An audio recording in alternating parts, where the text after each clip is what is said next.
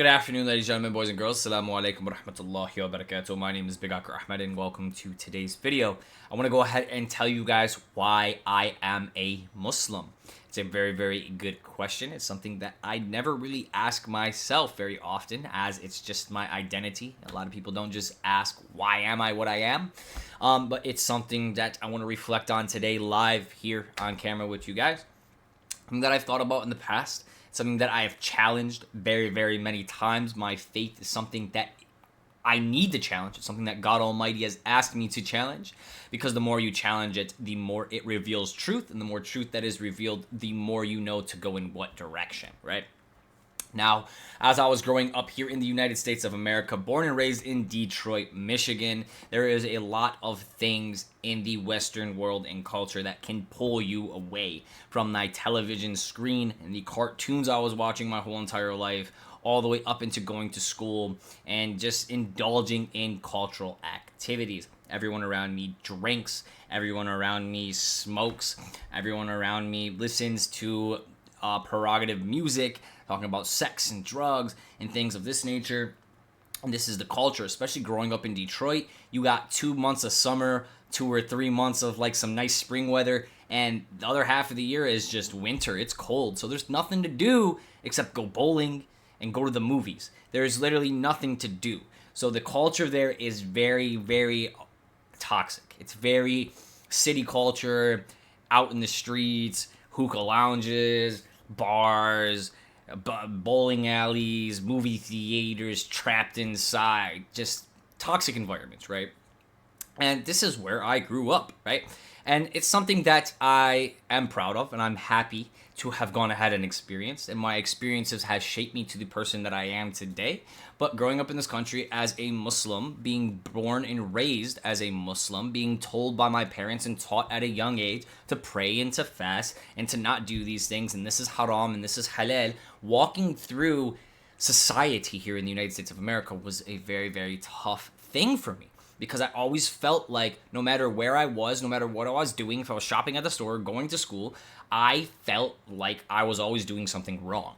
I felt like I was always doing something against my religion or against God. And this was something that I really, really much struggled with. How can I be a Muslim but also be an American and live my life? How is this even possible? My parents make it seem like it's possible, but I don't see the possibility, right? And it's very hard to juggle. And as I grew up, I started losing my faith. As I got to the ages of 12, 13, 14, girls to me started to look more interesting. Going out started to look more interesting.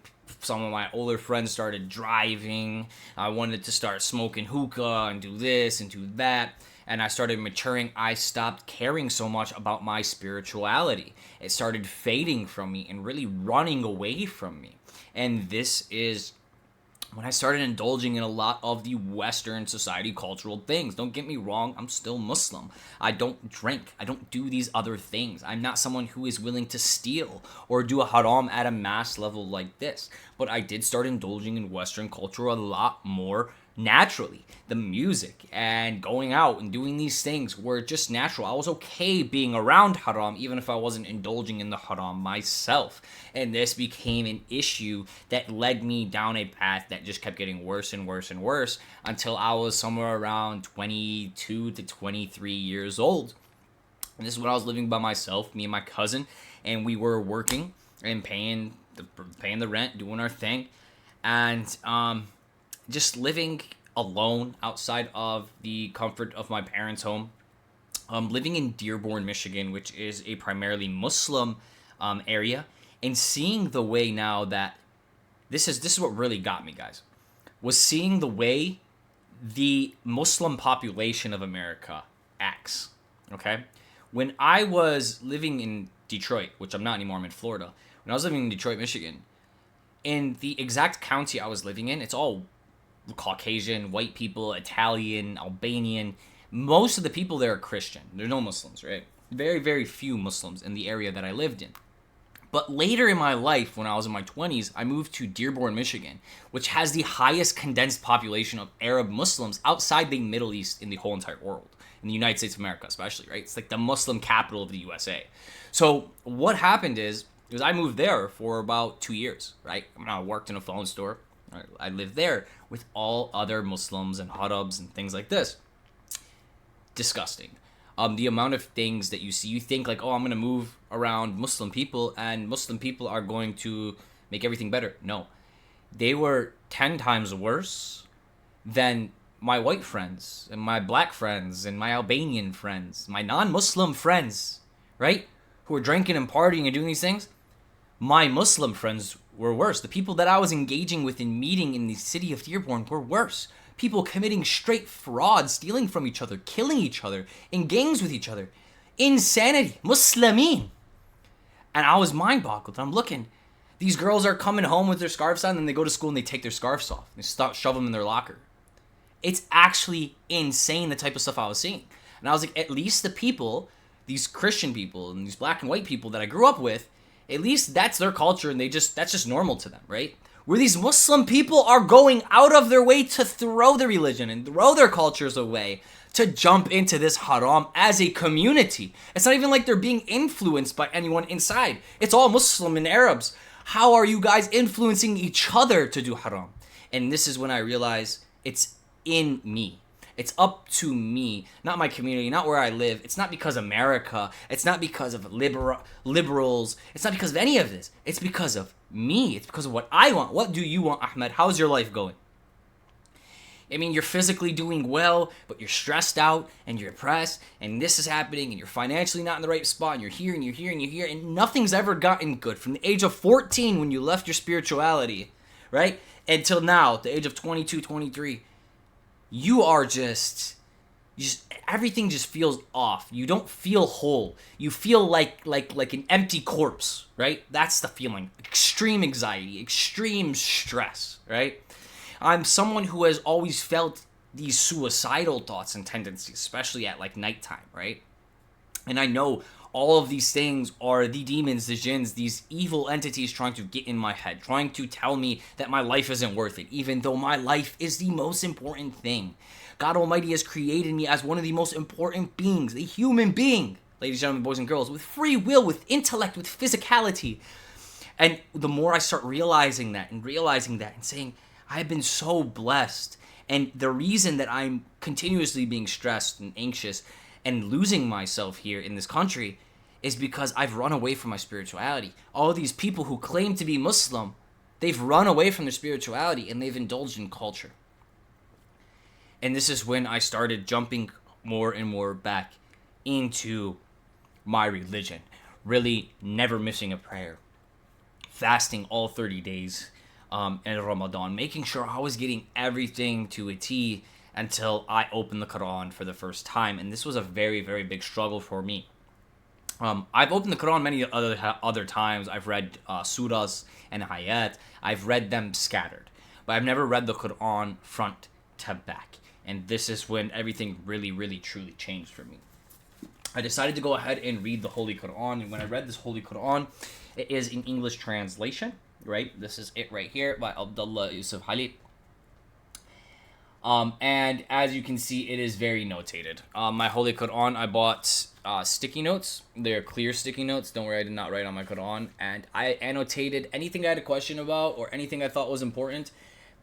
And I marked them down. Each page, color coordinated, encoded. So this was my first read ever on the Holy Quran. I'm someone who really, really despises reading. I hate reading with all my life. I have a very, very hard time reading, especially aloud to an audience. I struggle a lot. When I read the Holy Quran, I thought I was going to have a panic attack. The words that I was reading were like words I've never read before, right? The translation is just not like reading a news article, okay? Wallahi, guys, it was the easiest read of my whole entire life. I do not know how. I don't know why. I ask Allah subhanahu wa ta'ala to make it easy for me. It was so easy. So easy. Within a month, I read through the Holy Quran, annotated every single page, marked down anything I had questions about, and fully indulged in this miracle. It's not a book. It's not text. It is a miracle. It is a guide. It speaks to your soul in ways that you can never, ever, ever, ever, ever, ever, ever explain or put into words. The Holy Quran speaks to you and shows you the past, present, and future in once. It is incredible the things and the blessings that Allah subhanahu wa ta'ala has showed me through the Quran and going through the Quran. Okay? The amount of things I've noticed in the Quran and Allah subhanahu wa ta'ala has shown me in my daily life over and over and over after is incredible, guys. I don't even know how to jump off of this topic because I am so baffled by how incredible my experience reading the Holy Quran for the first time was. This is when I really want to say I became a Muslim, where my soul felt like it was like wanted to rip out of my body. I don't my body doesn't matter anymore. My soul has taken more control and more power than my body, right? I feel alive, right? And that is what this did for me. And if I can really, really, really put into perspective, ladies, gentlemen, boys, and girls, the things that happen for the next year to 2 years, the signs God Almighty has shown me, the blessings, the gifts God Almighty has given me by color, by name. He has sent me human beings from the opposite side of the planet by name that I've asked for. The most incredible miracles have come to me after fully indulging and opening my soul to my Creator. I want to be guided. I want to get out of this physicality of a world. And the more I dive in, guys, the more I get closer, the more the devil comes for me. And it's insane what he puts in front of my face. If you guys have never seen the devil work in overtime, I have. And when I tell you, no matter how much blessings, no matter how much God shows you how real he is and how connected and how important your relationship is, the devil will always come around with the highest amount of pressure to put on that specific individual and break them. He's always there trying to break you and chip you and chip you. If he doesn't break you today, he'll break you next week. This is something that I have been struggling with, is when my connection with God Almighty continues to get stronger, that pushback from Shaitan and his army is 10 times stronger as well. And I can feel it and I can see it. And it's something that I've indulged in. And to be completely honest with you guys, it is such an amazing thing. It is such a blessing. And may Allah subhanahu wa ta'ala continue to keep me on this path. Continue to take me to the truth. I don't care what sect, what religion, what nothing you are. If you have full faith in the Creator of the heavens and the earth, if you call out to your Creator, and if you acknowledge what He has given you after you have called for it, you say thank you, you acknowledge, and you go ahead and keep working for what He has given you, I promise you to God, I promise you on everything in this world, nothing can be taken from you, and God Almighty will take you to the truth. God Almighty will give you salvation, and God Almighty will allow you in His kingdom. Allah subhanahu wa ta'ala is all merciful, all beneficent, and all loving. Allah subhanahu wa ta'ala wants His creation to come to Him, utilizing their intellect, utilizing their free will, understanding you're more than just your body. You are a soul. When your soul leaves your body is lifeless. You are not your body, you are your soul, and you are just controlling this mechanism. This is something that I wanted to go ahead and talk to you guys about. This is something I just wanted to reflect on. It's not like a specific timeline that I kept hearing this story. I just wanted to talk about why I'm Muslim. I'm Muslim ultimately because I read the Holy Quran.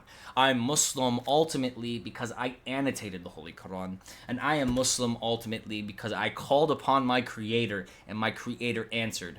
In every single way I think or I thought that He could answer, He did it in the most miraculous and opposite way that I ever could imagine. The impossible way. And this is what makes the blessings that come from God Almighty, the one and the only Creator of everything, the most amazing and transcendent experience that you'll ever have in this life. Your connection and the blessings that you receive from God Almighty are more important than anything because they carry over after you die. They carry over and come with you. They're attached to your soul, not your body. Thank you guys so much for coming in today. I appreciate you guys, and I just want to go ahead and touch on this. If you guys are Muslim yourself but don't really understand why, you're just born and raised in Islam, read the Holy Quran. Please. It is the number one thing you should be doing. It's very easy to read. Read 10, 15 pages a day. You'll finish the Quran in a month or two. Not even. Very, very, very simple stuff. Please, ladies, gentlemen, boys, and girls, open your heart and ask God. If you don't want it, God is not going to give it to you. You cannot just read the Quran if you don't want to. If you don't want to, you're not going to be able to read it. You're not going to hear it. You're not going to acknowledge it. Nothing's going to make sense to you. You have to want it. And sometimes, for a lot of us, when we want a good thing, it's because we have a very bad thing or we're trying to get out of a bad place. Thank you guys so much for going today. Assalamu alaikum wa rahmatullahi wa barakatuh. And until next time, peace out. Bye-bye.